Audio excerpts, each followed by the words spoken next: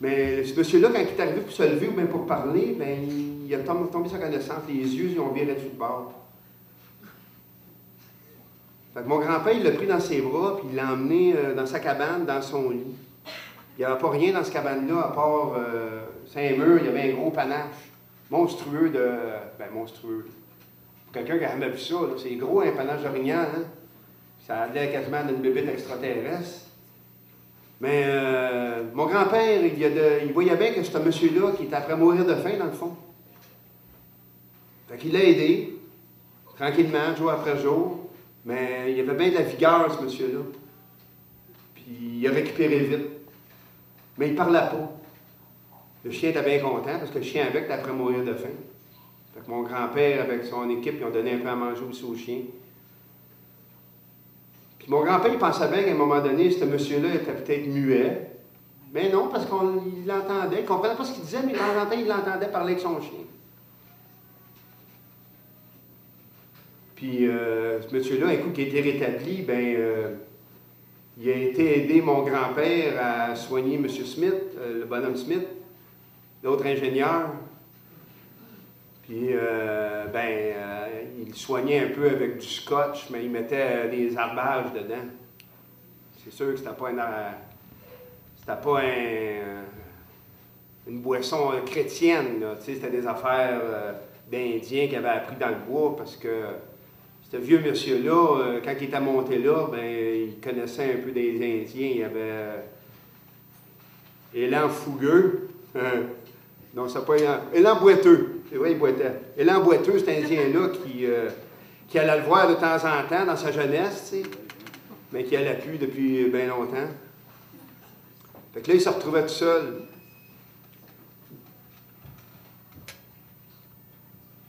Puis, un beau soir, ce monsieur-là était sur son bord, en face de son camp. Puis là, ben, Smith, il récupérait pas mal, c'est correct. Là. Tu sais, sa blessure, elle était venue rose, ben, elle était belle, puis tout ça était correct. Fait que là, il était à la veille de partir là, pour s'en retourner vers Rabaska. Puis mon grand-père, avec ses amis, était assis en face de leur tente. Puis d'un coup, en haut d'une épinette, ben, il y a un jet bleu qui est descendu, qui était rejoindre le vieux monsieur qui était sur une chaise berçante. À ses pieds, là, c'est la galerie, une petite galerie. Puis le monsieur, il a sorti des graines qu'il avait, des morceaux de pain de ses poches, puis il a pitché ça au jet bleu.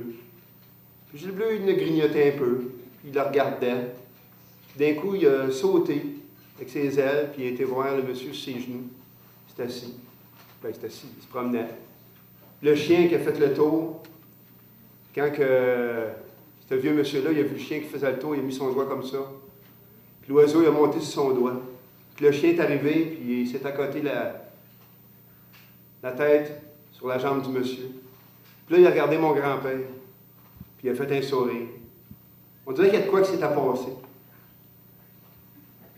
Fait que là, il s'est levé, il a envoyé l'oiseau, il a tassé son chien. Il était s'asseoir à terre en face de mon grand-père.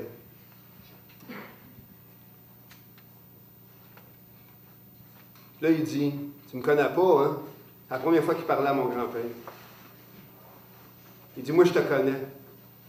Je t'avais jamais vu. Mais j'ai entendu parler de toi.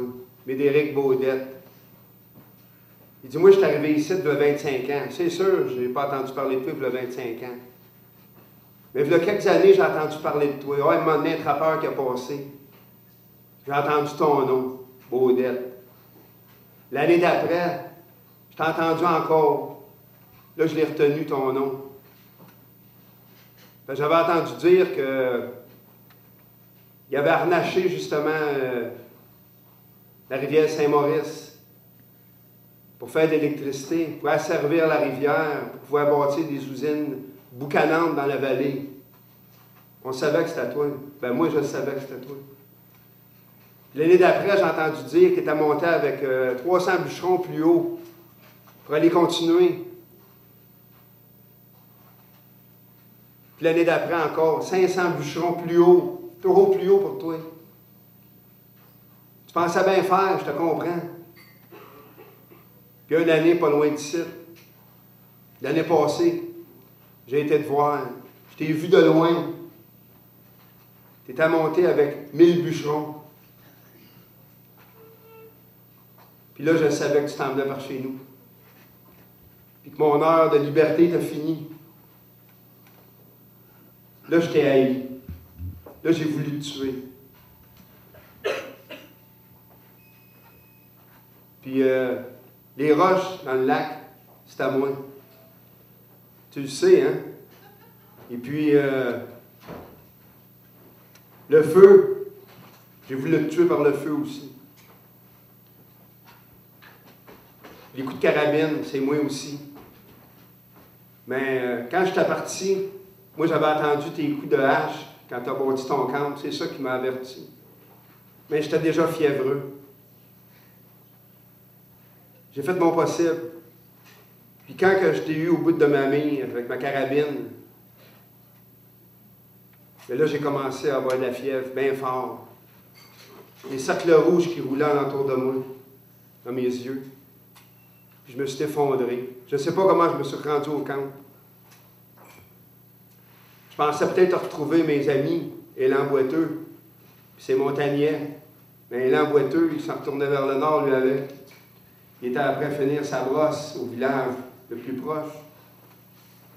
Et Élan Boiteux, maintenant, était devenu un vieil alcoolique qui se promène avec un pullover puis une casquette sur la tête. Voleur à cette heure.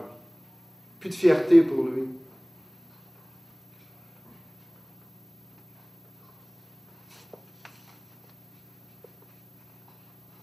Mon grand-père, ce monsieur-là, maintenant, il l'a appelé Tilou. Parce qu'il n'a jamais su son nom.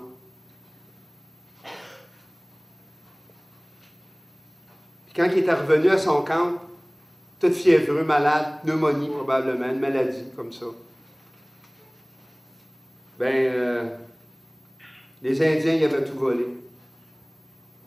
Fait qu'il n'y avait plus rien à manger, malade.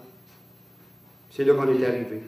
Moi, je l'appelle Tilou parce que, moi, dans mon temps, ceux qu'on aime, on les appelle Tilou, Petit Jean, Petit Charles, Petit Louis. C'est pour ça qu'après ça, quand on est revenu à Rabasca, j'ai donné ma démission à la compagnie. Parce qu'il m'avait fait comprendre des choses que je pensais avoir raison, parce que j'avais été dans les grandes écoles. Mais on n'a pas toujours raison. Puis là, moi, je suis dans mon petit village rénal, mon petit gars. Puis je fais mon jardin, je fais pousser mon tabac. Je bouche mon bois. Puis je fais attention. Mais je sais que dans l'avenir, ils vont continuer pareil, les autres, les ingénieurs, à continuer à faire des beaux barrages pour que plus tard, vous ayez des canettes de coke en aluminium, puis des gros 4x4, puis tout ça. Mais mon grand-père, il est mort à 92 ans. Un arbre, il a tombé sur la tête, en bûchant. Puis sa maison a passé au feu. Un problème électrique. Merci.